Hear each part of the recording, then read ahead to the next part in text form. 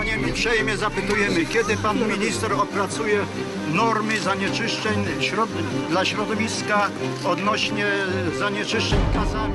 Można wyciągnąć Ustawa antydrogowa powstaje. na 3 lata, tak jak pan Ja powiedziałem, że Could you please tell us what are your concerns? Pierwszy problem to jest koncentracja przemysłu szkodliwego dla środowiska, a więc przemysłowe fermy tuczu, zakłady utylizacyjne. Ja chcę czyste powietrze, żeby nie śmierdziało, żeby moja wnusia żyła w czystym powietrzu, zdrowo, tak? Żeby mogła żyć naprawdę zgodnie z przyrodą.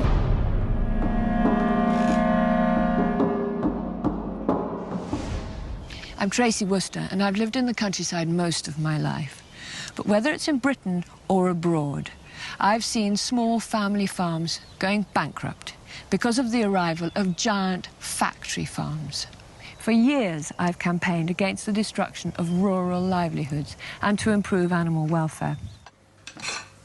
So these pigs have been foraging, getting rid of the bracken in a National Trust wood.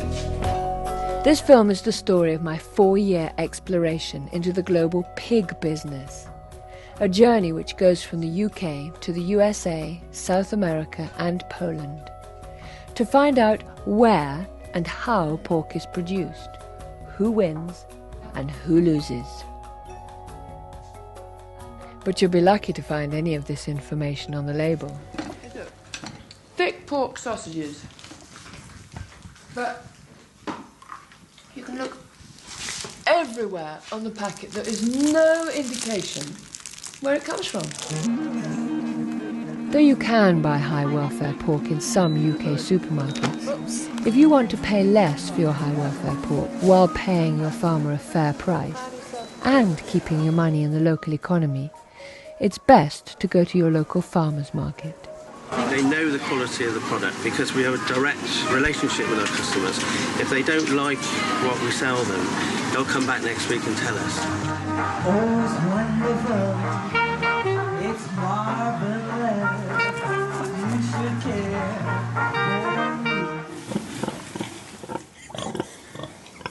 For stallholder Mike King, the secret of producing top-quality pork lies in the humane treatment of his animals. I think pigs, they're such intelligent, sort of inquisitive animals. They need to be active all day long, searching for roots and grubs and things like that. Whereas pigs in concrete boxes, they've got nothing to do all day long. They're totally bored. It's one of the reasons why I left that more intensive farming and decided to keep them like this.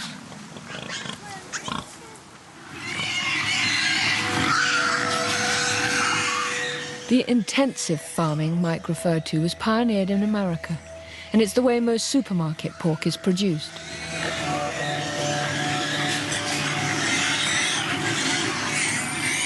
Early in my inquiry, I met up with veteran animal welfare campaigner Tom Garrett, who's opposed intensive livestock production ever since it began.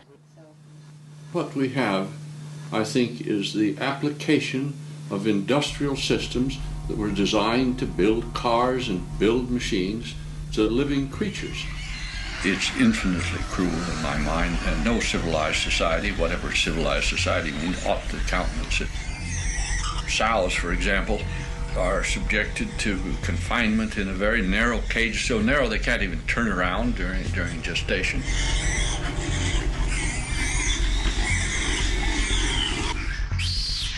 Workers in these installations cease to regard the animals even as alive, I think.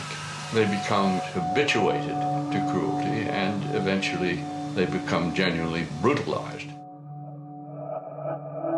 I believe such cruelty happens when pigs are seen not as animals, but as an industrial raw material. But the more I've looked into industrial farming, the more I've come to believe that it's bad for our food, our health, and the livelihoods of rural communities. America's industrial pig farmers copied the chicken industry by cramming thousands of animals into a confined space. There are sometimes as many as 10,000 pigs in buildings like this, their waste dropping through a slatted floor. One of the workers I met told me what it was like working there. Y trabaja uno 12 días y descansa 2. Pues lo que me ha afectado son los ojos y luego pues a veces quiere dar vómito. Eso es todo lo que a mí me ha... Over the years, scientists have studied the effect of working in these installations and have found again and again that they can damage workers' health. One man who studied the scientific literature is Dr. David Wallinger. The risks that have been most studied are definitely the risk to people working inside the facility. And there is an extensive amount of science that really goes into some detail about how a pretty large percentage of the people working in these facilities, whether it's hogs or chickens, will come down with chronic sinus infections, asthma, bronchitis, and other respiratory diseases that are related to this mixture that they're breathing in. The problems with pig waste are not confined to those working in the farms. I met Rick Dove, former lawyer and army colonel turned fisherman, who campaigns for clean water in North Carolina, where there are hundreds of factory pig farms. It's the way they get rid of their waste that's really most problematic. The hogs dump their feces and urine on the floor. It goes under the hog house out to a lagoon. I mean, there's no beautiful women in bathing suits by any of these lagoons. But it goes out to the lagoon and then they slop it on the fields. And then it runs off into these drain pipes they have underneath the fields. It runs off into the ditches and it goes right down to our streams, creeks, and rivers. And it's full of nitrogen. It's basically untreated waste. There are 10 million hogs in this small area. And those 10 million hogs are producing more fecal waste each and every day than 100 million people. The first thing to realize when you're talking about the gases that come out of a big confined swine operation is that it's really a toxic brew, that there's so many volatile gases mixed in with dust, bacteria, and antibiotics, and they're all mixed together in a very, very complex mixture of some 300 or even 400 different substances. So that's what one is exposing a neighbor or a family or a child to. During my research, I visited people who live near giant pig farms. They came out and tested my water, and in a couple of days, I got a letter telling me not to drink my water, don't bath in my water, don't cook with it.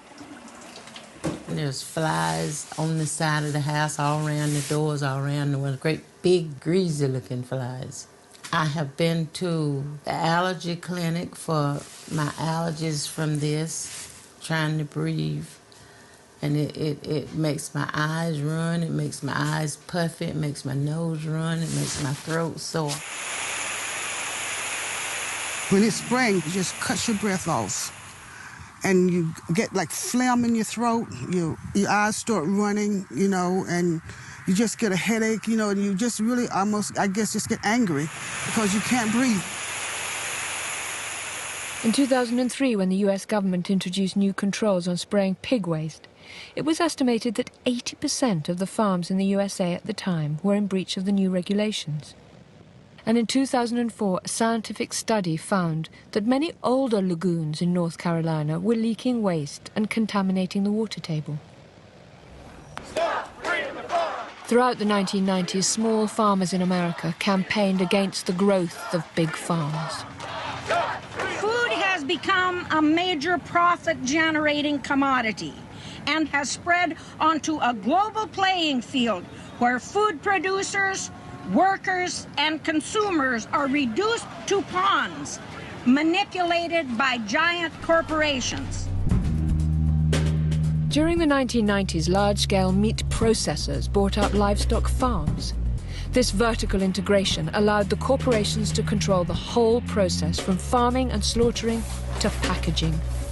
The factory farms were now the main buyers of pigs. And as the price paid for pigs fell, many small farmers went bust. One survivor was Paul Sobocinski.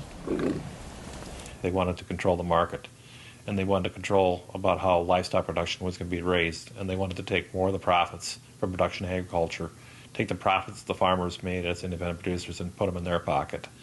My tipping point, I think, was when I saw hogs go down to $8 a hundredweight in this country, worse than the Depression in the 1930s.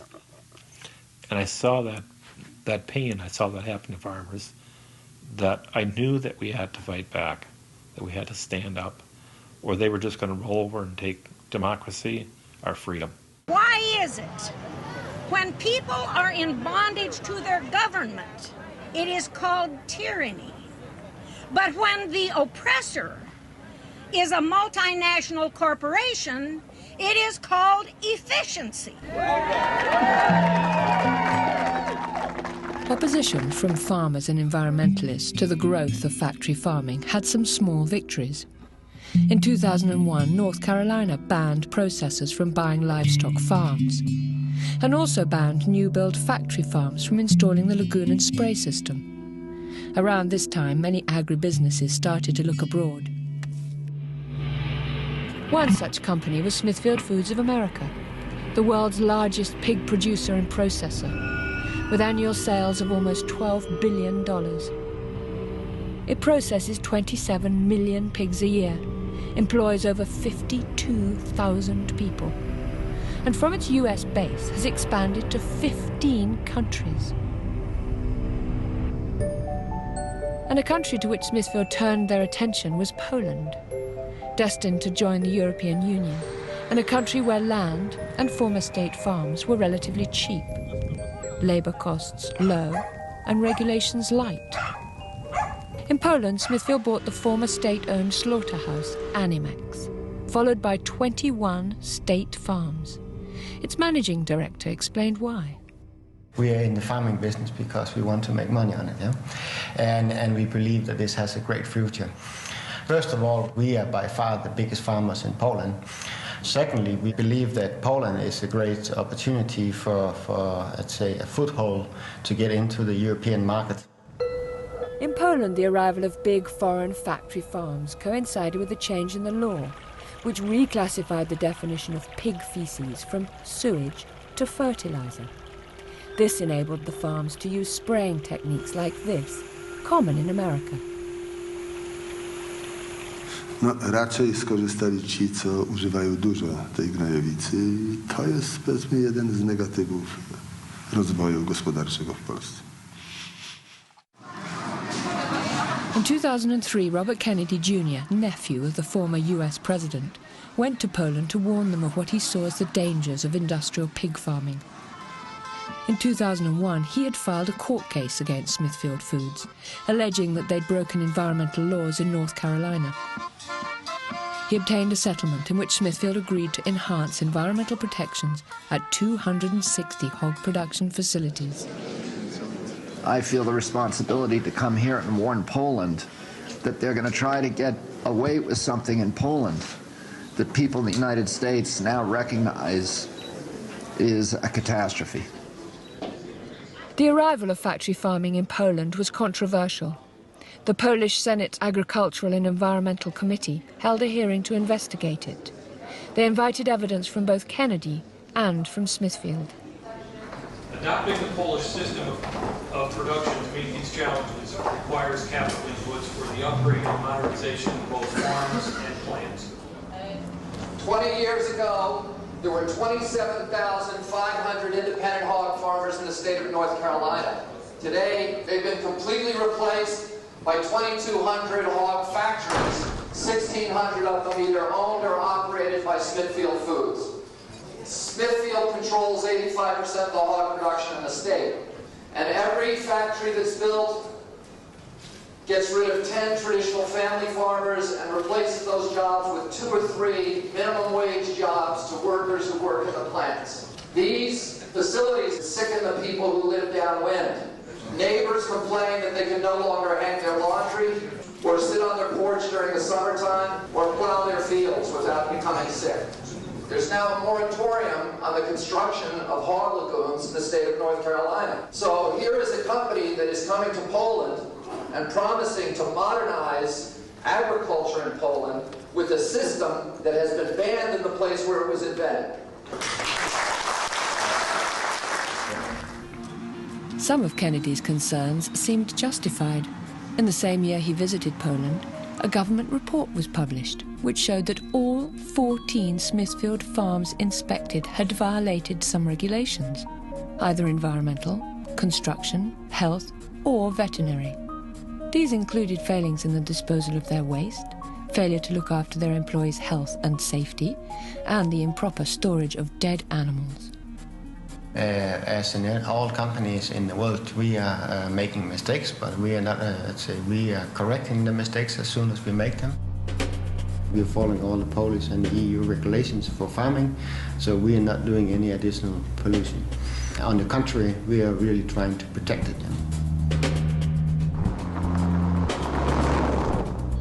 In 2004, I decided to go to Poland to see the impact of the new foreign factory farms and the lagoon and spray system on the Polish environment, rural life, and the quality of its food, which was destined for consumers all over Europe. I started in northwest Pomerania, where there are a large number of farms that used to be owned by the Polish state.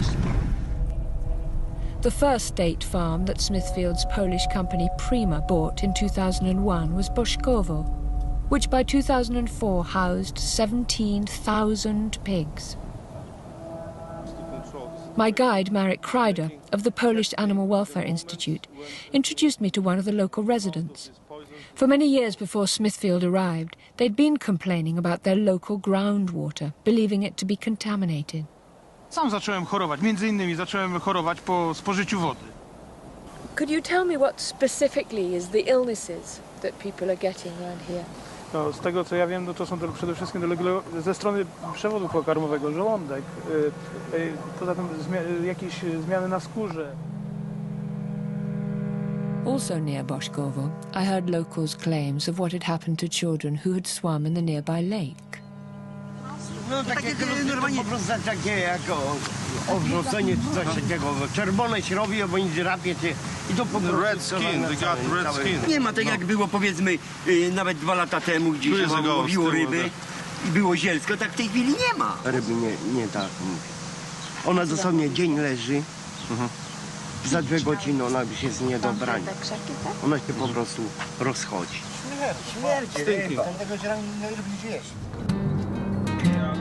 I went to another village and heard about the smells. Here, another former state farm has been converted into a giant hog factory with 20,000 pigs on the fringes of a village. Każdy, kto przyjedzie, to się pyta, jak wy tu mieszkacie? To ja po chemii tak nie zwracam, jak ja teraz po tych zapachach zwracam. Locals weren't just concerned about the environmental impact of intensive pig farming. There was also resentment that people had lost control of their lives. Jak większość mieszkańców tutaj,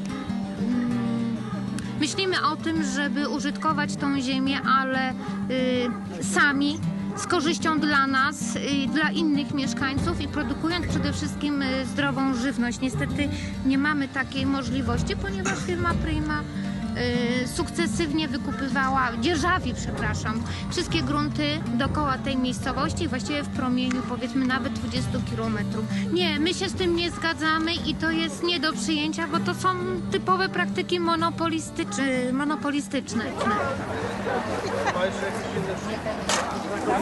Czyli te ceny nagle spadły na żywiec, nie? Do tego stopnia, że nikt krowie nie chowa ani świnie, a pole stoi utłoczone. Takie teraz rząd. To jeszcze, my to jeszcze, ale teraz te nasze dzieci, to nie wiem co będzie. What will happen without children? Roboty nie ma nigdzie. No job. Wszystko bez robocie i te dzieci chodzą, muszą kraść. No, wszystko chodzi i roboty nie ma nigdzie. Zapowiada się taka bieda, że będzie złodziej na złodziejuje. Okay. By now I wanted to see inside one of the factory farms. One person and no camera. Okay, why don't you want the camera there?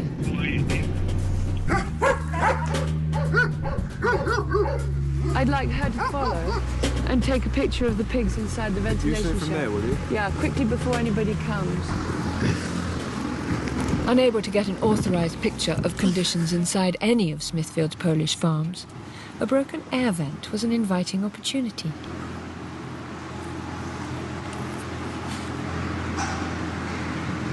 The hard, slatted floor deprives them of their instinctive rooting. Plus, there's no straw for bedding. Co Państwa tak interesuje tutaj? I think we should skedaddle. Shall I run with that? Where? Well, we don't want them to take our camera. Let's go. Let's leave. I wasn't allowed to film inside a farm, but I was granted an interview with the Smithfield manager, and I asked him what he thought of complaints from local people of illnesses from the farm's activities. I can understand that smell, but we are not aware about any illness or sicknesses of local people. If this is harmful, probably our employees who work with pigs, they should be dead already. You can find people which appreciate that we operate in the region, and some they are not happy. Majority it is connected with the jobs. People who are employed, they are satisfied. Who are not, they are not. I asked a government official about the regulation of factory farms like Smithfield's. My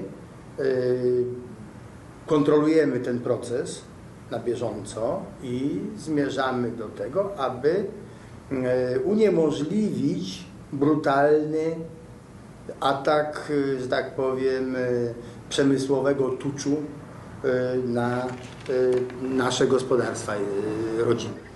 Staramy się tutaj wytłumaczyć wszystkim, również naszym rolnikom, że środowisko polskie wcale nie jest tanie i że musimy sobie zdawać sprawę z tego, że jest to coś, środowisko to jest coś, co pożyczyliśmy od wnuków. Będziemy musieli im to oddać. Though I wasn't able to film inside a factory farm, after a tip-off, in 2005 an undercover team from Compassion in World Farming filmed at a Smithfield farm, showing what was in the stinking cesspit they called a lagoon. Is there a bigger stick? Take them out.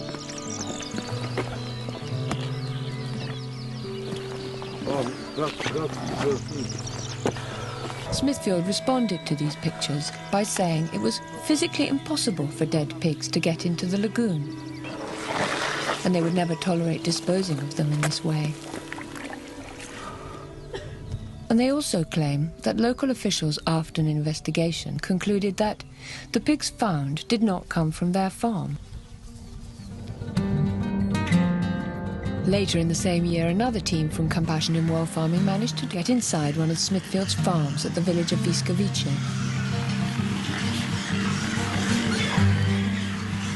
Pigs in factory farms are usually raised on bare slats, but even on straw they don't look healthy. Some really lame ones in there as well.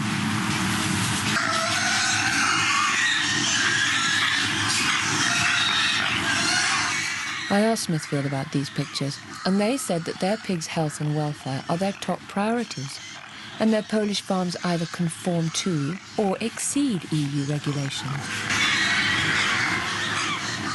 Although I've asked them twice, with regard to these particular pictures, they say that the allegations and the events described are absolutely false. I met a forester in western Pomerania who explained why villagers are complaining about living near two giant Smithfield factory farms. Okay, we'll walk now. Tworzenia i wylewania gnojowicy na pola to odbywa się zwykle już od marca. No i praktycznie to trwa do listopada prawie bez przerwy. Także no, te smrody mamy ciągłe.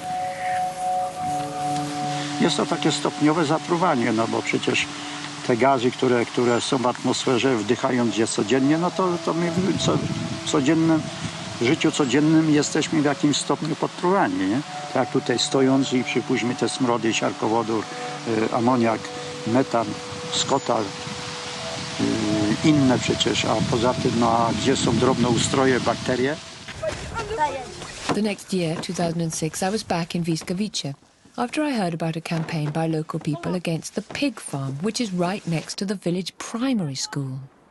In North Carolina, you couldn't put 250 pigs within 750 meters of a school, but here there are 12,000 pigs. Szkoła jest oddalona od fermy około 150 do 200 metrów i najbliższym jest obiektem właśnie od tej fermy. I te dzieci często właśnie miały jakieś katary, jakieś łzawienie ucz, jakieś choroby alergiczne nawet. Jak zaczęły się żniwa, to nie mogliśmy otwierać okien i wychodzić na przerwy. Wszyscy się źle czuli, jak wracali do domu. There was a scientific study of the impact of the odours from the Wiskowice farm done 3 years earlier by Dr. Zbigniew Hallett, an epidemiologist who had been Deputy Minister for Health and Chief Sanitary Inspector in 3 separate governments.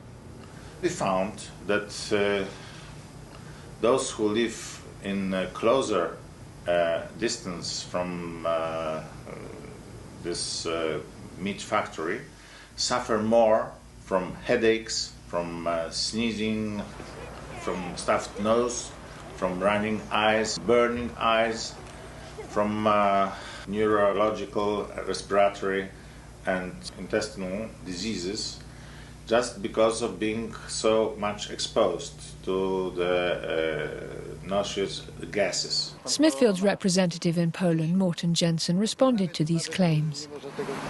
First of all, we are complying with all the Polish and EU regulation concerning any environmental issues with the plants.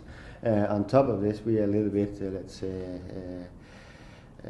difficult for us to understand this complaint because the farms that we bought there was existing farms that have been operating over many years before we bought them. Yeah?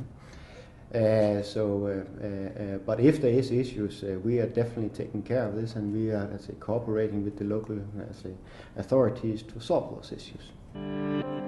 More recently, Smithfield told me that allegations of air pollution had been the subject of proceedings, but had always been resolved in their favour. No danger to residents' health had been found to be associated with their activities. I asked the Minister for the Environment at the time why nothing could be done about the smells. Odnośnie zapachów nie ma norm. W związku z tym to jest poza możliwościami jakiejkolwiek kontroli administracyjnej. I tak samo to występuje w Unii. Nie mamy standardów na zapach. Given the historic experience, the Minister from the Law and Justice Party was very critical of the way factory farming had established itself in Poland in the past. Wiele ferm funkcjonuje skażając środowisko, produkując żywność kiepskiej jakości, nie respektując przepisów weterynaryjnych, sanitarnych, dobrostanu zwierząt i tylko dzięki temu są względnie konkurencyjne. Polskie prawo musi być poprawione w tym względzie i precyzyjnie, zdecydowanie respektowane.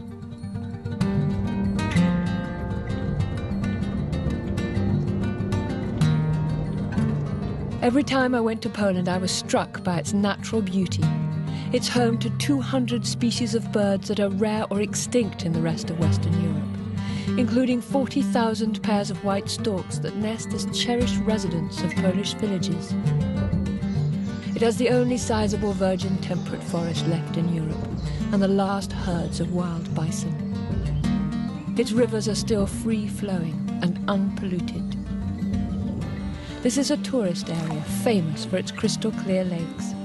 However, this is where there is a huge concentration of pig factories.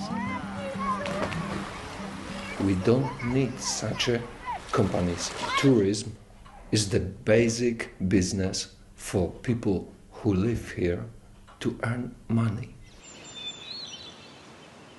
I know our people are supporting me. The direction that we are planning and we want to go our development is tourism together with small agriculture. This is the way that people could achieve economical independence.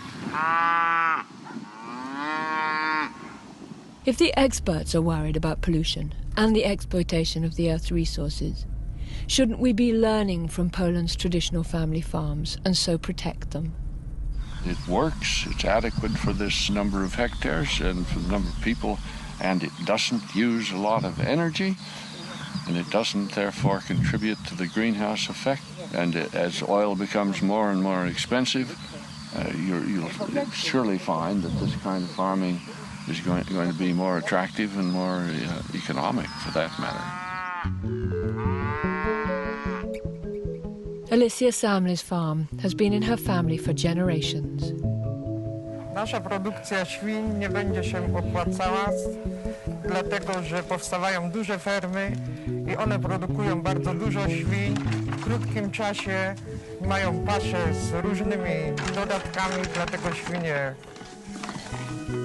rosną krótko, nasze rosną pół roku i dlatego nie będzie się opłacać. Jak będą ceny spadać coraz niżej, to produkcja w ogóle nie będzie opłacalna. To właśnie się nie podoba, bo duże gospodarstwa mają im więcej hektarów, tym więcej dopłat. A lot of the European officials are saying that the Polish farmers are too small. They've only got 18 hectares. What's too small about that? They want to sweep them aside so larger operators can take over and everything will be eventually owned by the corporations, I think. And what do you think will happen to Poland as a result of that? If Poland's family farmers are exterminated, as it were, it will destroy Poland's culture and, as far as that goes, its soul.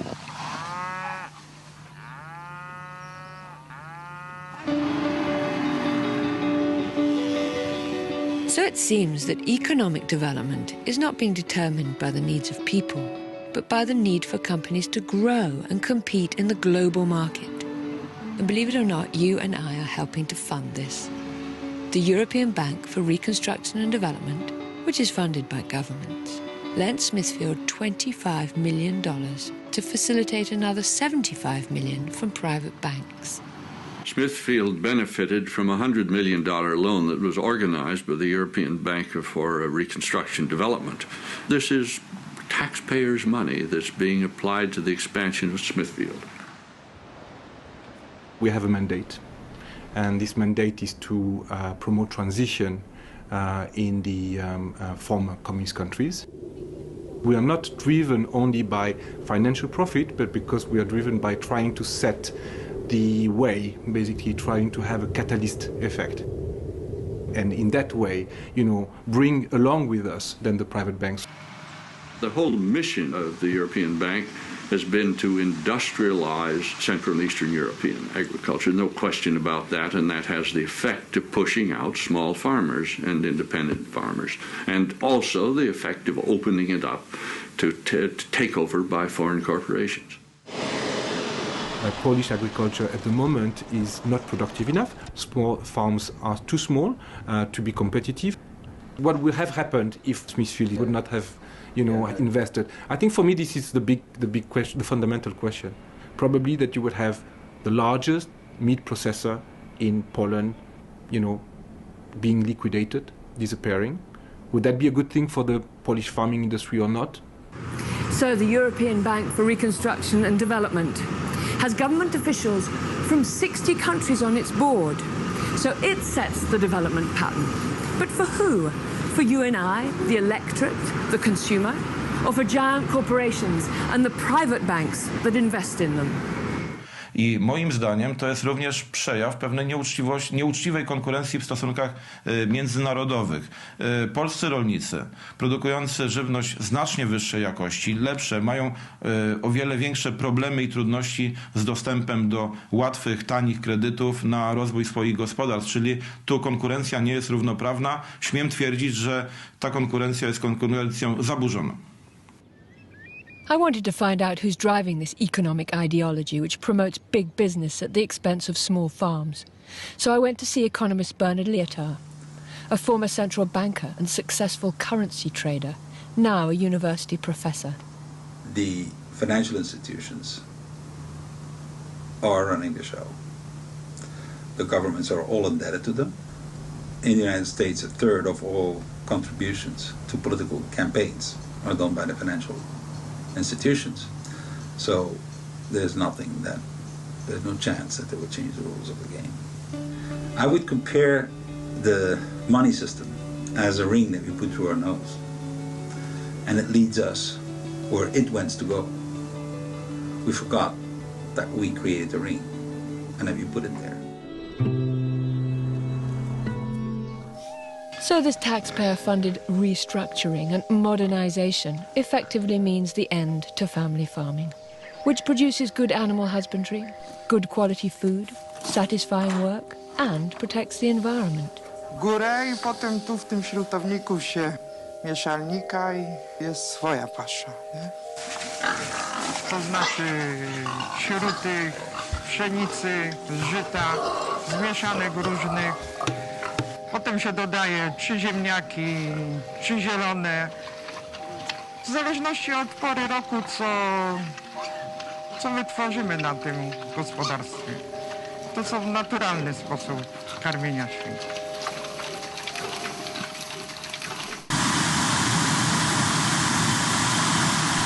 Unlike Alicia's homegrown food, industrial farming demands an industrial-scale production of animal feed.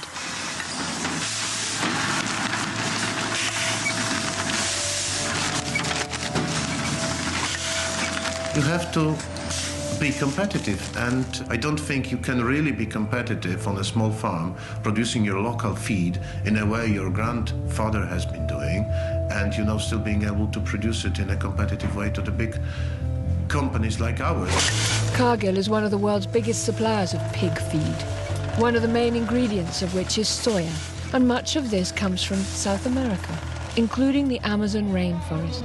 Here, as in Poland, small farmers pay the price of industrialization, provoking widespread protest.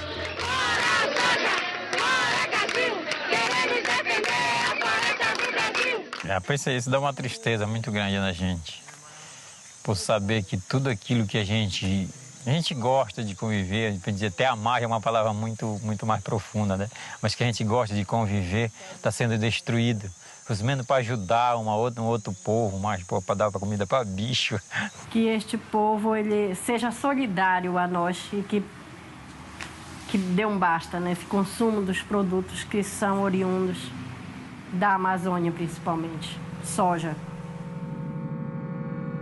In 2006, following pressure from their customers in Europe and Greenpeace, Cargill and other key traders agreed not to purchase soya from newly deforested areas in the Amazon. But there's still over 1 million hectares of soya grown in the Amazon, depriving local people of land and exposing animal and plant life to pesticides. Back in Poland in 2006, at a conference to discuss sustainable economic development in the EU, I found villagers demonstrating against the health and social impacts of factory farming. Inside, I heard, yet again, about the thinking behind the shift from local communities to global economies. What is going to happen in rural areas in Poland, I can tell you that. There is the area of reforming the agricultural activities. And then there is the issue of what do we do with the people that eventually are being set free, because agriculture is getting more productive and people will not be able to work there anymore. So what we are trying to do is to develop alternative activities to help the rural areas to become, well, I'm not saying competitive, but to become economically viable. Mamy tą satysfakcję na rolnictwie robić. Tylko to jest, że tak nie ma opłacalności, nie? A te hale ci stoją. Zobacz, te hale ci stoją. Widzisz tutaj, nie? To co oni tam robią? They're making parts for cars. Wow, I suppose that's development. Come on, boys, get off the land and get a job making car parts. The foreign retailers came to Poland in the early 90s and provided a growing market for industrially produced pork. Outside one supermarket, a disgruntled customer told me what he thought. Nic w smaku. Tak jakby wszystko było na czymś robione. Stacje te chemikalia. Under the onslaught of big retailers, many farmers' markets and small shops have disappeared, but some are clinging on. Proszę bardzo. Klienci moi zapewniają mnie, że mięso moje jest bardzo dobre i w supermarkecie kupili raz czy dwa i skończyli już kupowanie z mięsem, bo mówią, że to niesmaczne, gumiaste mięso. Here in Poland, that people prefer meat from such a small farms. People know that I have to apologize for the word that I will use, but people knows that the meat from pig factories is bullshit. No moja przyszłość już z góry będzie stracona. Nie mam szans ich przebić cenowo, nie mam szans w ogóle, za duże są, zjedzą nas po prostu. When I revisited Boleslavsgrodziec, he explained how powerless he felt in the face of the advance of industrial agriculture. My nie mamy żadnego wpływu na to, że ta firma nam szkodzi. Nawet na dobrą sprawę nie mamy gdzie się poskarżyć, że ta firma robi nam krzywdę. No, a to wynika tylko z tego, że ta firma jest duża, że jest ogromna. Gdyby ona była mniejsza, pewnie jej wpływy byłyby mniejsze. Właśnie to bardzo dobrze to powiedział. To jest ta ogromna korporacja, która gdzieś tam przyjechała. Dla nas to jest dosłownie, to jest inwazja. No. To jest pająk, który siedzi na całej kuli ziemskiej. Widać, w jaki sposób, czym jest ta globalizacja. To jest coś ogromnego, które wysysa soki z tej ziemi, z ludzi. To jest taki ogromny pająk, pasożyt taki, który żeruje tutaj na nas. In 2008, Polish farmers were on the streets again. Będziemy żądali zamknięcia tych dużych ferm w Polsce, no i tego dzikiego importu. Oczywiście dzisiaj największym problemem w produkcji trzody chlewnej jest największa korporacja na świecie, jaką jest Smithfield Woods, który przejął polski Animex w roku 99. 30% niżej cen kosztów produkcji dostajemy teraz. Czyli dokładamy z własnych kieszeni, żeby sprzedać, żeby utrzymać nasze rodziny, to musimy, nie wiem skąd, teraz musimy chyba jechać do Anglii albo do Irlandii, zarabiać, wszystko pozamykać. Nie wiem, czy pójdę na emeryturę, czy się powieszę, czy co zrobię, czy wyjadę. So-called cheap meat from factory farms has flooded every market in the EU.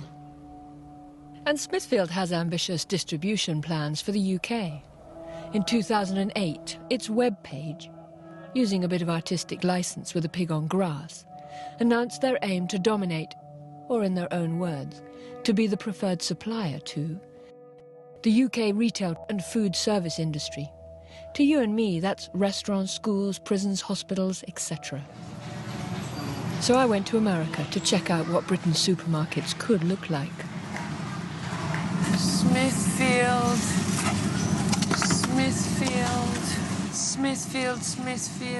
loads and loads and loads of Smithfield food dominating the pork section. This is the Walmartization and commoditization of every product. Smithfield is producing these uniform cuts, which is what, Walmart wants it to do. And in the meantime, they're homogenizing and they're diminishing quality of life for everybody in this country. And I don't think it's good for America. It's not good for our food supply. It's not good for our food security. In 2006, I was refused permission to interview their chief executive, Joe Luter.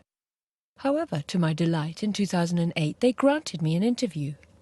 Okay, so I'm just off to Smithfield to interview Dennis Tracy, who's their environmental waller, an attorney, terrifying. They must absolutely loathe me, but I'm sure they'll be extremely polite, and they will reject every single thing that I say. Hi, Dennis Tracy. How are you? Welcome to Smithfield. I want to say I really appreciate you all coming here and talking to us. I mean, I know that you may not agree with what we do, but we really take pride in what we think we're doing, and I appreciate you giving us the shot to at least talk to you about it. If you've got 10 million pigs, and the research that I did, and you could question this, but that they defecate 10 times more than a human being, you've got the equivalent of 100 million people defecating every day in a very small area. Surely we've got to understand that there's going to be a hell of a lot of people who are suffering from the stench, and whose fishing and whose swimming in the rivers is going to be jeopardized by that system. The system is operated in a way that is not supposed to allow that.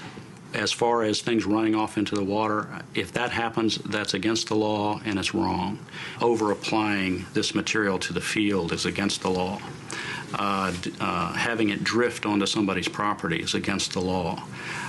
We go out of our way and go to extraordinary lengths to make sure that we have a system in place that doesn't allow that. My feeling is if the big industrial producers, gosh, there's a whole bunch of them. I think Smithfield's the largest.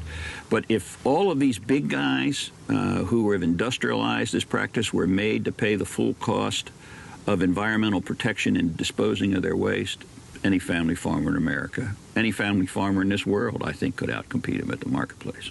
The destruction of the small farm wasn't casual, it's systematic. It is the intention, it's the way that they make money, it's the design of this industry. Once a company owns both the slaughterhouse and some of the farms, it destroys the capacity of the farmers to organize and to form those cooperatives. And ultimately, it's the end of the independence of farmers. And they're no longer what we call farmers in this country. They're what they call serfs in Europe. They are no longer in control of their own lives. You say that it's a natural progression that 20,000 independent farmers should go. Is it not related to the fact that you opened an enormous slaughterhouse and therefore could decide who you buy your pigs from? Well, you can argue that, certainly. I think the common misconception that a lot of folks have is that companies like Smithfield go into our conference room and have a big discussion about how we're going to dominate the market and run people out of business and then sell our wares to the marketplace, and that just isn't so.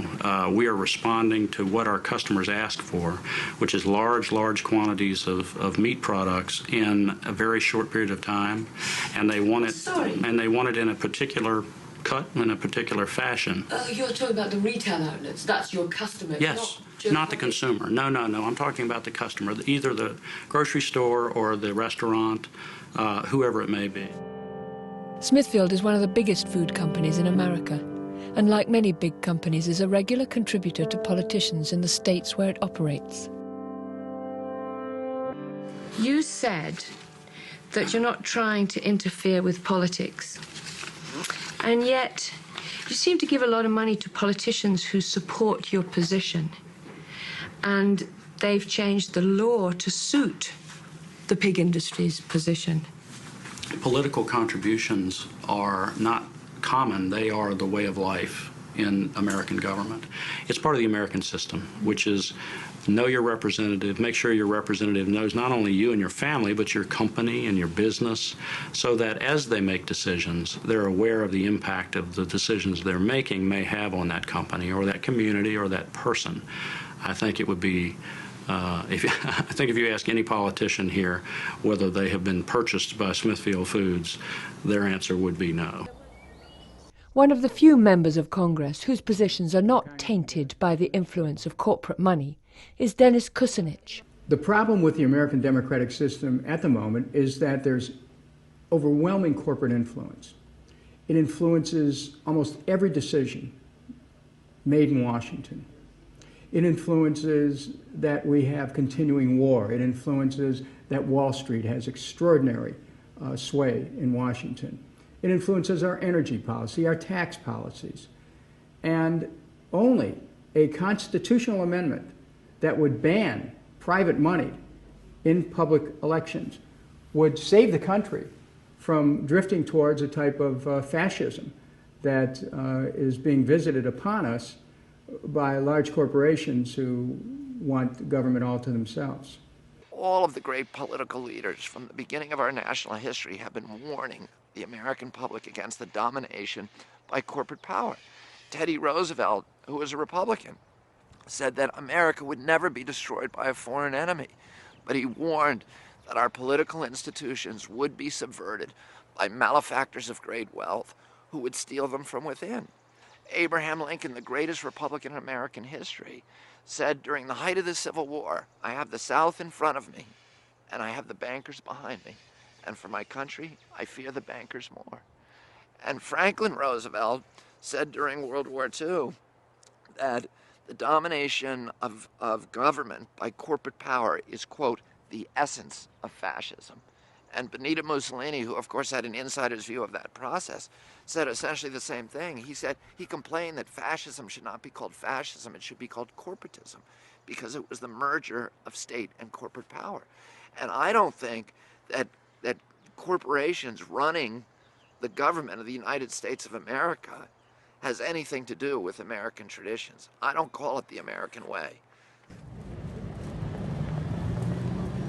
The arrival of corporate power in agriculture in the UK has pushed farmers off the land and onto the streets. In 2008, pig farmers from across the country besieged Downing Street. We already know in this country we've lost 40% of the herd in the last 10 years. And I think if this continues and we don't get support, particularly from the supermarkets, then we're going to see another drop of equal proportions, maybe more. As our production's gone down, imports have gone up. And we know from all the work that we've done that 70% of those imports would be illegal to produce in the UK on the grounds of animal welfare. In most EU countries, it's legal to keep pregnant sows permanently in stalls like these, although they've been banned in the UK. How can they possibly sanction pork to come into this country reared on lesser welfare standards than they force us to do? How can that be right?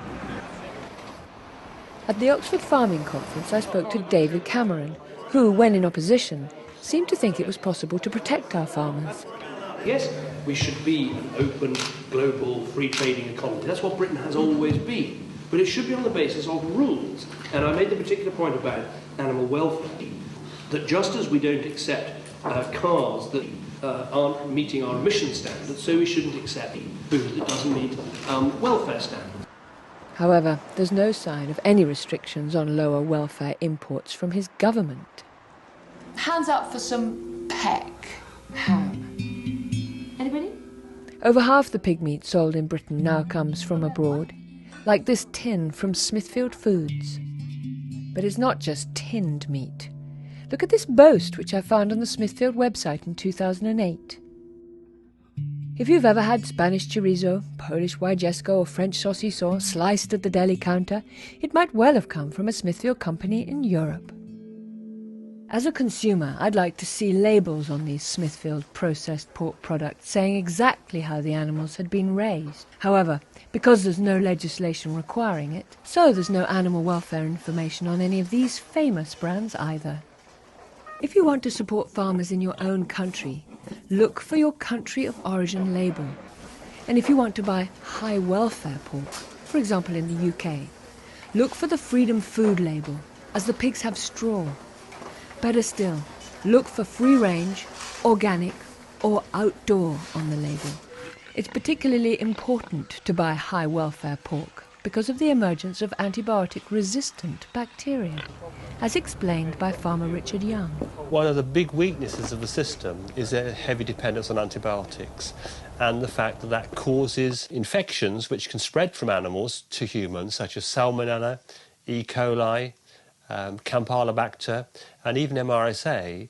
And in the Netherlands, for example, where the most research has been undertaken, 40% of their pigs are carrying a strain of MRSA that can pass to humans. It's been spread rapidly on the pig farms because the antibiotics that are being put in the pig feed are actually selecting for it. That means they kill off the other bacteria which might provide some natural competition, but they don't kill off the MRSA because the MRSA is resistant.